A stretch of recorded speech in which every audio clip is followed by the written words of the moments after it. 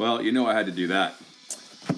What's up, guys? It is Tuesday. It's March 17th. It's St. Patrick's Day. Unfortunately, you all are going to be, unfortunately, not able to see my awesome St. Patrick's Day outfit that I always wear. I have my green blazer, and I have my green suspenders, and I have my shamrock socks on. But you can imagine what it would be like if I had the outfit on either way. So, anyway. All right, so just to kind of, before we jump into these notes now, I just wanted to clarify a few things yesterday. I had all my times mixed up. I had initially told you guys, if you were in third period, that the conference was going to start at 9:16, or whatever it was, right? So just to kind of clarify this, you guys are going to see this either on Monday night or on Tuesday morning. So this lesson is going to be Tuesday's lesson, so I'm making it Monday evening. If you're seeing it Monday evening, we're going to conference tomorrow, Tuesday, for the first time. If you're seeing this on Tuesday morning, then just in a few hours, you'll be expected to be in a conference. So whatever way it is, just so you guys are aware of this. If you're in third period on Tuesday morning, we are going to be conferencing at 10:15 in the morning. If you're in fifth period, we're going to be conferencing at 11:40 in the morning. And if you're in eighth period, we're going to be conferencing at 1:45 in the afternoon. All right, so just to kind of clarify all of that for you, the conferences will be live at those times regarding your period, and if you have any issues with it, I had sent an attachment yesterday in the assignment. I have a link in there to show you guys how to conference. Some of your classes may have conferenced on Monday, and we are going to conference on Tuesday for the first time. And the plan is that you guys watch these videos, you do the attachment, you have to write them out. All right, answer the questions in writing, and then every day, starting Tuesday, your assigned period will go in conference with me for about 10-15 minutes. We'll go over the worksheet together, because at that point, you already had to have submitted it. So if you don't submit it by the beginning of class, then it's no good. You have to have it submitted on time. And we'll go over it together, and if anybody has any questions about the notes or whatever the case may be, that's a good time to ask those questions, all right? But nevertheless, just so we're on the same page, I'll include that in the assignment afterwards. Or if you didn't see it already, that's what we'll do. All right, so pick up where we left off yesterday. So we had talked about this three-pronged plan attack, right? So the British are now going to be basically able to assign themselves all of their resources to come and attack the United States. And they plan on doing this three ways. They were going to attack us in the Great Lakes region up near Canada. They were going to attack us in the heart of our country, in the capital, by using the Chesapeake Bay. And they are also planning on taking the port of New Orleans. And of course, as we know, that is going to be a significant part of the United States and its protection westward, right? If we can't control the Mississippi River by the use of the port of New Orleans, then we unfortunately are not going to be able to expand as far west as we would like to. So Britain knows that, and they're using it as a possibility in their attack methods to do that. Well, before we get to that, you just have to realize one thing. Britain's tired of war. They were at war with Napoleon for 11 years. Their soldiers are tired from war. You could argue their government is tired of war. And do they really, now that Napoleon is now defeated, do they really want to shift all their attention to another war in the United States when they really could just make an agreement with us and move on from this? So we had talked about this is kind of considered an avoidable war, and in a lot of respects it could have been avoided before it even got to this point, but it didn't, and now we're here. And obviously the White House has been burned. The Capitol building has been burned, and there's a lot of deep animosity in America towards the British once again. Maybe not as much as the American Revolution, but definitely enough to the point where we had to declare war against them. So we sent a group of delegates in the fall of 1814, about 2 years or so into this war, over to Europe. And they're going to meet, they agreed to meet in a neutral site. That neutral site was going to be located in Belgium in a city called Ghent. All right, and they're going to start negotiating a treaty, and the treaty is called the Treaty of Ghent. Ghent being a city in Belgium, which was the neutral site for where the delegates are going to agree to meet. Now, they weren't initially on board with each other. They weren't agreeing on a lot of things originally when they started to meet in around September and into October. But by the time December comes around, the Americans and the British, as far as the delegation goes over in Europe, do come to an agreement. What they would like to do under the Treaty of Ghent, which is going to end this conflict, they would like to, as they use a Latin term, they would like to go back to the status quo antebellum, all right? So that means, and I wrote it down for you there, status quo antebellum means that they would like to just go back to the way things were before the war started.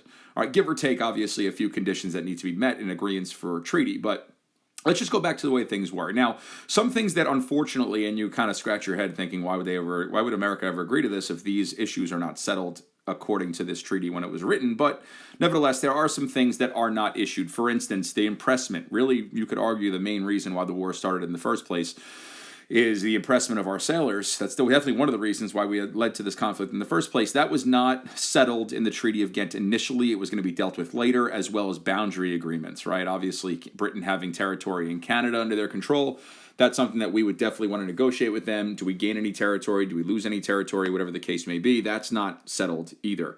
But that's something we'll deal with later on. That's more or less what they're saying, but let's just end the war now.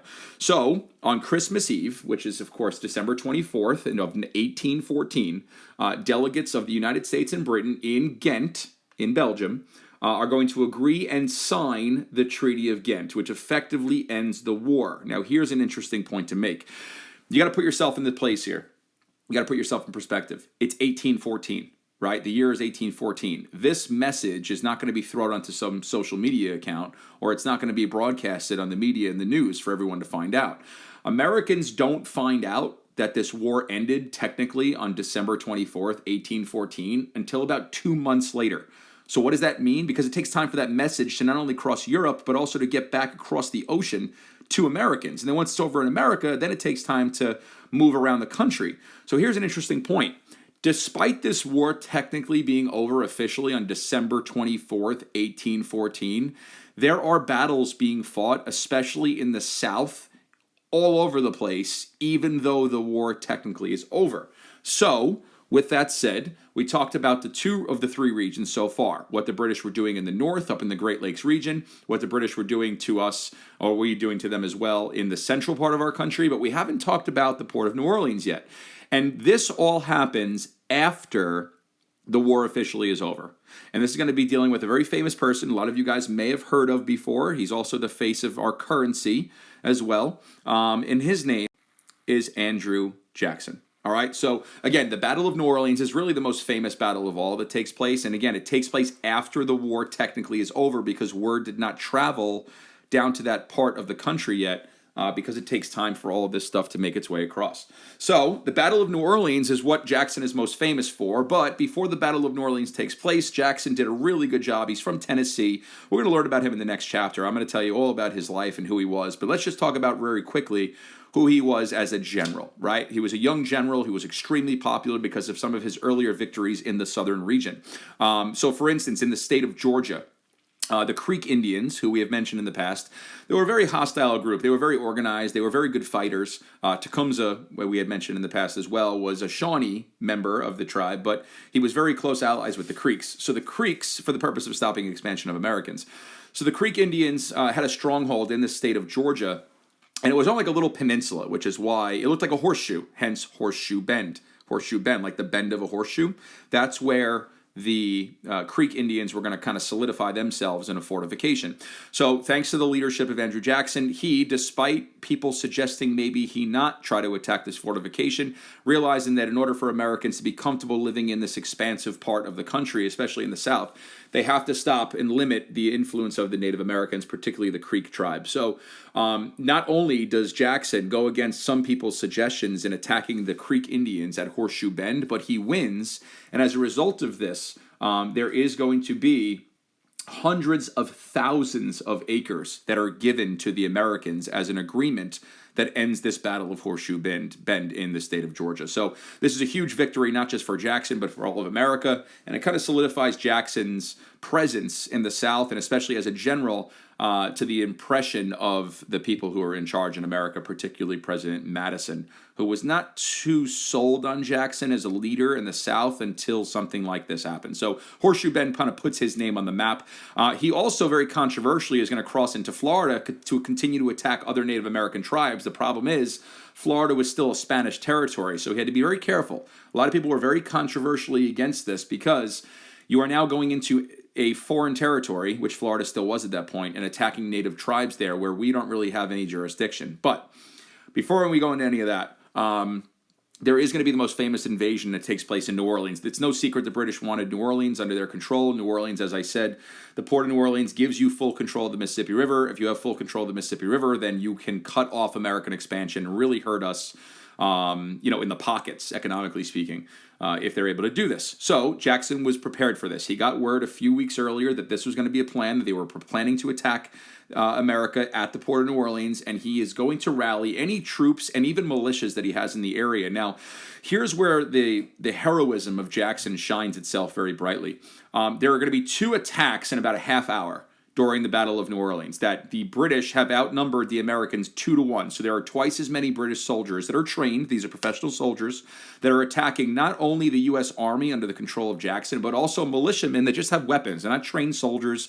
And Jackson knows this, and he has to come up with some sort of solution on how he's going to stop maybe an advancement of the British.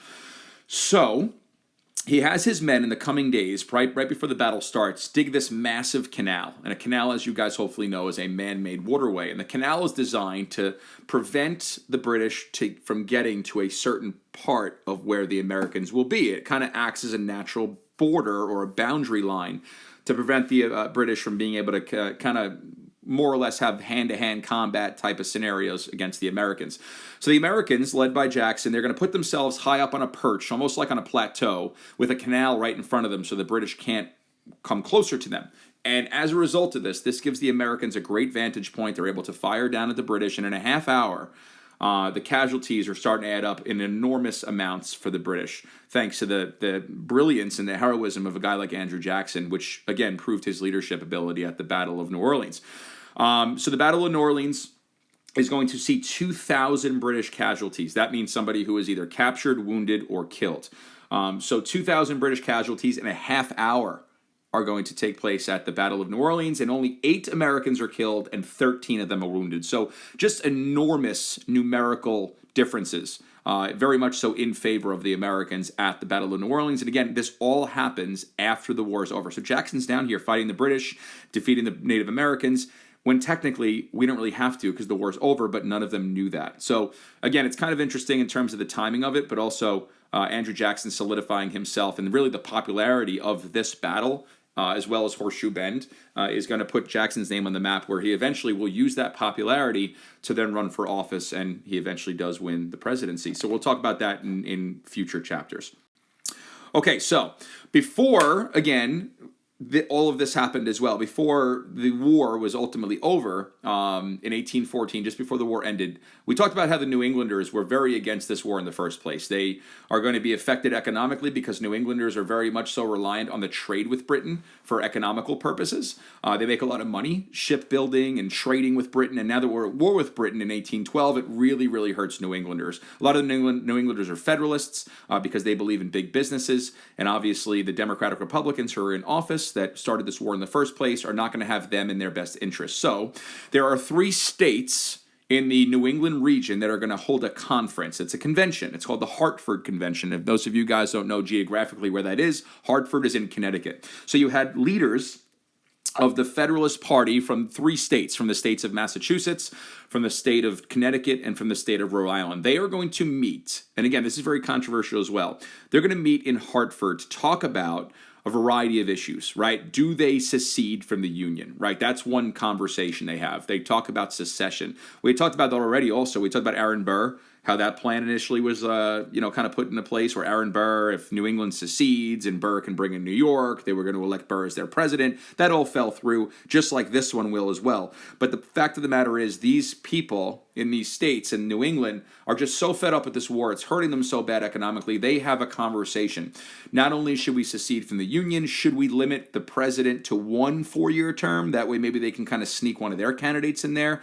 Maybe the president they discussed should be from a different state. We talked about, at least up to this point, we're up to our 4th president, which is James Madison. Out of the first 4 presidents, George Washington, Thomas Jefferson, and now James Madison are all from Virginia, so they have the discussion of maybe we limit presidents to 1 4-year term, and maybe they have to be from different states. That way maybe they can get a representative in the presidency. They have all these discussions. Now, again, none of this stuff happens because by the time they more or less move forward with it. The war's over. They hear about the news that the war is over thanks to the Treaty of Ghent.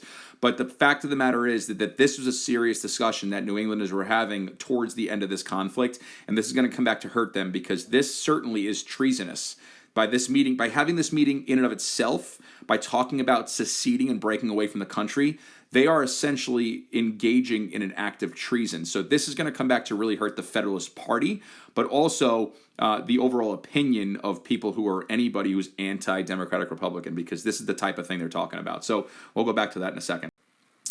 All right, so the war's over. All right, I know that kind of came to an abrupt end, but it just got to the point where England and America just didn't really see a real purpose of moving forward with this, especially since neither of them really wanted to engage in this in the first place. So the U.S. from this point forward is going to engage once again, and this is something that George Washington had warned about, engaging in isolationist policies, right? Let's kind of separate ourselves from everything. Let's focus on ourselves. So this leads to a rise in American industry. If we really want to be reliant on ourselves, we have to make sure our factories are working. We have to make sure industrialization is working. We have to work towards modernization. So that's something that we're really going to start focusing on now. How does America build itself up industrially, as well as maintaining our isolation from the rest of the world? We need to focus on ourselves, and that also is going to start breeding a sense of nationalism, being proud to be American. Also, one significant end to this war is the end of the Federalist Party. Like I said, they are going to be associated with treason as a result of having that meeting in Hartford to talk about seceding from the Union, and that really kind of put a dagger in the heart of the Federalist Party. So we're not really going to see much more of the Federalists. They certainly are dying down. By the time 1820 comes around, they're really not ever a party anymore. They don't even exist anymore. So that conversation at that convention about breaking away was kind of the last stage of anything the Federalists are going to have as far as influence is concerned. Okay, so we're going to continue with a different part of this now. It's the same chapter, so I don't want you to think we're starting a new chapter. We're just talking about a different phase of this. Now that the war is over, we have to focus on how we're going to help build our country up so that way we can be very reliant on ourselves and not reliant on imported goods and really help the American people. So this is where we see Madison's plan. Madison's plan for rebuilding actually comes from the very influential war hawk that we had talked about, right? The war hawks were, again, one of the reasons as to why the War of 1812 started in the first place. Henry Clay is one of those leading members of the war hawk movement. He is a Democratic Republican. He was also a very significant member of Congress, right? He was the Speaker of the House. So he comes up with this economic plan, this economic program called the American System. And this is kind of an idea that he comes up with to move the country forward, to modernize, right? Building up our roads, building up our infrastructure, building up our bridges and roads, canals, right? How do we help our country economically speaking? So interestingly enough, that kind of sounds like a very Federalist idea, right? Federalists were very much so engaging in this, not this agricultural society that a typical Democratic Republican would want. The whole idea of industrializing yourself is more so a Federalist idea. So here we see the Democratic Republicans embracing what was at one point a Federalist idea. So Henry Clay comes up with, and Madison supports it, to rebuild the nation and move forward. The American System is what the program is going to be called. And there's a lot of different things that it's going to do. It's going to ask for the building up of our military. There's the word frigate is in there, the frigate or frigates for the Navy. A frigate is a warship, all right? It's ships. I know it's a funny word, but the frigates for the Navy are ships. So he wants to build up the Navy. He's calling for more funding for our national defense, for our military overall. He wants a standing army and federal control of militias. He's calling for federal aid to be given out to help build roads and canals and bridges and different infrastructures for our country so we can kind of connect ourselves for a communication standpoint, for trading, as well as economical success. He's also calling for a protective tariff to encourage manufacturing, right? So imported goods are going to be a little more expensive. Now, we had talked about that back during Alexander Hamilton's financial plan, right? The third and last report, if you will, was the report on manufacturers. That was the only one that was not passed. And the report on manufacturers said that they wanted a import tax. And we had talked about that was the only one that was not passed because Southerners were worried that if you start putting import taxes on goods, then the industrial North is going to force the South to pay more money for their goods. That's why it wasn't passed. But now, coincidentally enough, about 15, 20 years later, they're going into this conversation again. We should put a tax on imported goods to help American businesses. They also want to reestablish the National Bank because the National Bank expired its lifeline, if you will. Its expiration date came to a close in 1811. So we want to renegotiate Do we move forward with the national bank? Was the national bank, again, the second report of Hamilton's financial plan, that particular one ended in 1811. So do we move forward with this and make it again? Do we maybe tweak it to the point where maybe it won't just benefit the wealthy? Maybe we can put it in certain places where it can benefit everybody. These are all discussions they're going to have under this new program that we're going to try to move forward with. How do we rebuild our nation? The American system at this point is the solution to that. All right. So I said to you guys here, one of the last points on this slide is we need a protective tariff to put on imported goods. That way people start buying American products as opposed to foreign products. So that tariff that's going to be put into place is called, it's going to be called the Tariff of 1816. All right. The Tariff of 1816 is part of the American system, and it's going to be putting a protective tariff on imported goods to protect American businesses. We want you to buy American goods and not foreign goods. So therefore, we're going to put the Tariff of 1816. It's going to put a tax on imported goods. And we're going to use that money. If you still want to buy imported goods, you can buy them, but you're going to have to pay a tax on them. And that's what the Tariff of 1816 is going to do. That money is going to go towards building up our army, our military, pay the national debt, develop these new industries like building roads and bridges and canals and all those sorts of things. This is very much so supported by the war hawks, people who are very much so in favor of going to war in the first place, but very significant, powerful people in Congress. The other war hawk we mentioned was John C. Calhoun. There's a picture of him there. Kind of funny enough, but I kind of point out how funny some of these people look. There's a funny meme about this where it says John C. Calhoun in this picture. It almost looks like he's looking at himself in the mirror for the first time, and he has never seen himself before. And that's the reaction he has. So there's a funny little meme about that. I couldn't find it to put on here for you, but that's kind of what his reaction looks like. Weird looking guy. But again, he believes, John C. Calhoun does, all seriousness, that the only way that we could be truly independent is if we buy American goods and we produce our own goods. Again, many Southerners were afraid of this because, as again, they were afraid the North was going to produce more goods and then therefore sell goods to the South and raise up the prices. Even, again, his own state. He was from South Carolina. Even South Carolinians were afraid of this too. But nevertheless, it does get passed by Congress. Madison signs off on it. And again, this is all designed to force, or I guess encourage Americans. Again, not force them. You can still buy imported goods. You're just going to have to pay tax on it. But it's really to encourage Americans to buy American goods. And that's really what this is all about. All right, so that's our notes for today. Again, if you're watching this on Monday night, make sure that you are submitting this worksheet that I have attached to this assignment. Make sure you're submitting the worksheet by the beginning of your class. So again, third period, make sure the worksheet is submitted by 9:58. Fifth period, make sure the worksheet is submitted by 11:22. And eighth period, make sure it's submitted by 1:28. All right, so again, that's Tuesday. Make sure it's submitted at those times. And again, for the conferences, guys, it will be live a few minutes early, but again, you are required to be logged into the conferences on Tuesday. So if you're watching this on Monday night, that would be tomorrow. If you're watching this on Tuesday, make sure third period you are logged into the conference at 10:15. Fifth period, make sure you're logged in at 11:40. And eighth period, make sure you are logged in at 1:45 for the conferences. All right. So again, this is gonna be more or less gonna be the theme for the days as we move forward. We'll have your video. You answer the worksheet. You submit them by the beginning of class, and then you log in at those times every day for the conferences. And again, the conferences will be about 10 or 15 minutes. We'll just go over the notes if anybody has any questions, and we'll go over the worksheet together. All right. Enjoy your St. Patrick's Day. Sláinte to all of you, as they say in Ireland, and I'll talk to you guys tomorrow. See you later.